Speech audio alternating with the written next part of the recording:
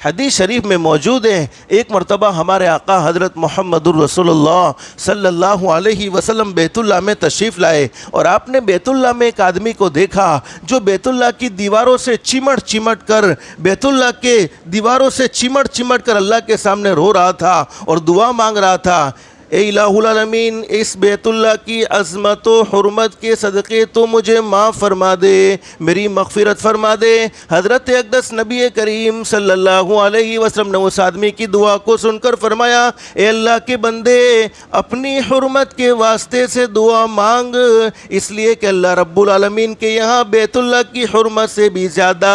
انسان کی حرمت ہے۔ اپنی حرمت کے واسطے سے دعا مانگ، اپنی عظمت کے واسطے سے دعا مانگ۔ تو وہ آدمی جو بیت اللہ کی دیوار سے چمٹ کر رو رہا تھا، آج بھی بہت سے لوگ جاتے ہیں بیت اللہ کی دیوار سے چمٹ کر دعائیں مانگتے ہیں، اللہ پاک دعاؤں کو ضرور قبول فرماتے ہیں۔ اب اس آدمی نے کہا، اللہ کے نبی، میں تو بڑا گنہگار ہوں، میری زندگی گناہوں میں گزر گئی ہے، میری زندگی نافرمانیوں میں گزر گئی ہے۔ حضرت اقدس نبی کریم صلی اللہ علیہ وسلم کو اپنی امت سے محبت تھی۔ محمد عربی صلی اللہ علیہ وسلم نے ارشاد فرمایا، بتلا تو صحیح اللہ کے بندے، تو نے کون سا گناہ کیا، تو نے کیا گناہ کیا، تیرا اتنا بڑا کون سا گناہ ہے کہ تو اللہ کے سامنے گڑ گڑا کر رو رہا ہے، معافی مانگ رہا ہے۔ اب اس کا جواب سننا، حدیث شریف میں کیا لکھا ہے؟ فرمایا اس آدمی نے کہا، اللہ کے نبی، میرے پاس بہت سارا مال ہے، اللہ نے مجھے بڑے جانور نصیب فرمائے، بہت سارے گھوڑے نصیب فرمائے، اتنا مال ہے کہ میں رکھنے کی جگہ بھی، میرے پاس رکھنے کی جگہ بھی نہیں۔ یعنی اندازہ لگاؤ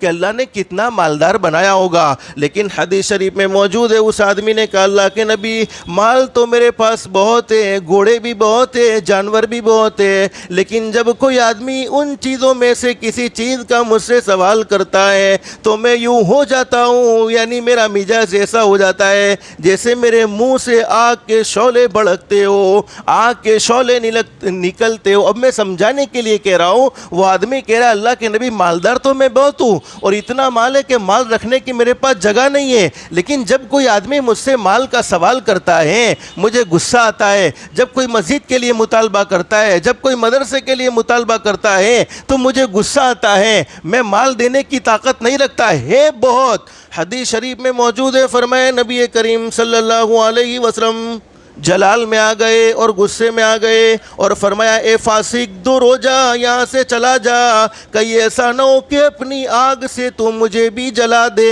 پھر حضرت اقدس نبی کریم صلی اللہ علیہ وسلم نے قسم کھا کر فرمایا، اس ذات کی قسم جس کے قبضے میں محمد کی جان ہے، اگر تو 1000 برس تک روزے رکھے گا، ایک دن کے روزے نہیں، ایک مہینے کے روزے نہیں، 1000 برس تک تو روزے رکھے گا اور 1000 برس تک تو نمازیں پڑھتا رہے گا، مگر اسی کنجوسی حالت میں، اسی کنجوسی کی حالت میں، بخل کی حالت میں مر جائے گا تو یقیناً اللہ رب العالمین تجھے جہنم میں اوندھا لٹکائیں گے۔ پھر حضرت نبی کریم صلی اللہ علیہ وسلم نے فرمایا، کیا تجھے معلوم نہیں کہ کنجوسی کفر کا شعبہ ہے اور کفر کا ٹھکانہ جہنم ہے، اور سخاوت ایمان کا شعبہ ہے اور ایمان کا ٹھکانہ جنت ہے۔ اللہ سے دل سے دعا کر لو، اللہ